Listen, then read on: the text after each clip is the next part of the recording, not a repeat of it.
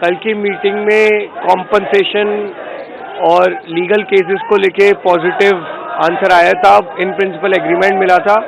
हमें उम्मीद है कि आज वो रिटर्न एग्रीमेंट भी मिलेगा, लेकिन जो मेन डिमांड है धर्मेंद्र प्रधान का इस्तीफा, उसको लेकर कभी तक कोई ठोस डिसीजन नहीं आया है। बल्कि जो हम कल मेन स्ट्रीम मीडिया पे देख रहे थे कि सूत्र कह रहे हैं कि प्रधान जी इस्तीफा नहीं देंगे, तो अगर प्रधान जी इस्तीफा नहीं देंगे तो बता दीजिए, फिर इस तरह की मीटिंग्स का कोई मतलब नहीं है।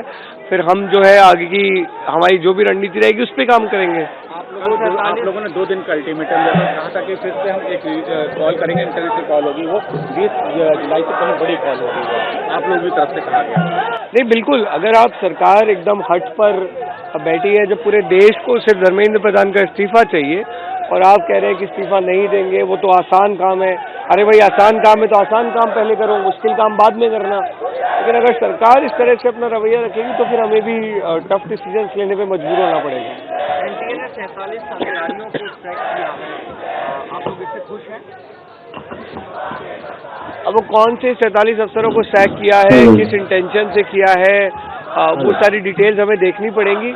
लेकिन हम अगेन जैसा कि बात कर रहे हैं, the ultimate accountability is with the education minister of this country, because he is directly responsible for all the paper leaks, all the students who committed suicide after NEET paper got leak, तो उनको इस्तीफा देना पड़ेगा।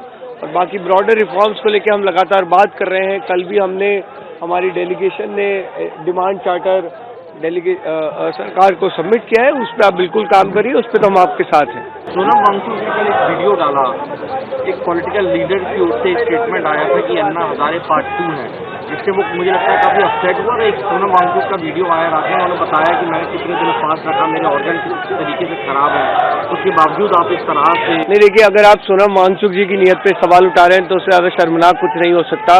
जिस व्यक्ति ने 59 साल का होते हुए 26 दिन भूख हड़ताल रखी, कई दिनों से हम लगातार उनसे रिक्वेस्ट कर रहे थे कि अपनी भूख हड़ताल समाप्त कर दीजिए, बट उन्होंने बोला कि जब तक लीगल चार्जेस और कॉम्पनसेशन पे सरकार की तरफ से रिस्पांस नहीं आ जाता तब तक वो भूख हड़ताल नहीं तोड़ेंगे।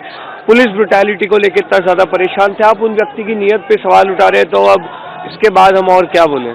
एक आखिरी सवाल है कि जिस तरह बोलिए सर, कल रात को फिर से प्राइम मिनिस्टर ने एक रील इंस्टाग्राम पे डाला है, युवाओं को हेलो फ्रेंड्स करके उन्होंने संबोधित किया है। लगातार दूसरे दिन प्राइम मिनिस्टर इसे कैसे देखते हैं? और कैबिनेट में भी उन्होंने अपने मंत्रियों को कहा है कि युवाओं के साथ जुड़ के इंस्टाग्राम रील करना है। नहीं, अब मोदी जी रात पड़े रील्स बना रहे हैं तो मतलब जरूर दिक्कत हो रही है सिस्टम में, कुछ तो चीजें बदल रही है। मोदी जी को समझ में आ गया है कि युवाओं का गुस्सा बहुत ज्यादा बढ़ गया है और मेन स्ट्रीम मीडिया जो शायद दिखा नहीं रही है, वो गुस्सा अब इंस्टाग्राम पे दिख रहा है, इसलिए मोदी जी को रात पड़े रील्स बनानी पड़ रही हैं। लेकिन मोदी जी, रील्स बनाने से नहीं होगा। जो आप स्ट्रिक्ट एक्शन की बात कर रहे थे, वो स्ट्रिक्ट एक्शन लीजिए, और स्ट्रिक्टेस्ट एक्शन है धर्मेंद्र प्रधान का इस्तीफा, वो करिए, उसके बाद आप रील्स बनाइए, कोई दिक्कत नहीं है, हम भी आपकी रील्स शेयर करेंगे। लेकिन एक और सवाल है कि आरएसएस के मोहन भागवत ने कहा है कि सरकार को युवाओं से बात करनी चाहिए, जब तक संवाद नहीं होगा समाधान नहीं निकलेगा।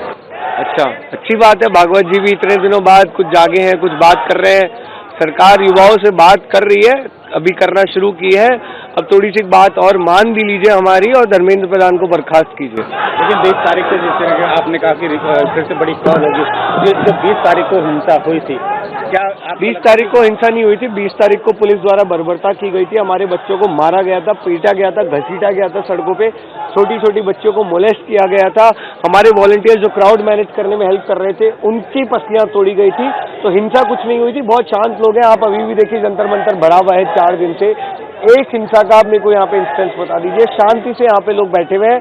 हाँ, अगला जो कॉल होगा उसमें दिल्ली पुलिस से हमें रिक्वेस्ट है कि please behave like professional police, गुंडों की तरह बिहेव मत कीजिएगा और सब कुछ बहुत पीसफुल रहेगा। Thank you.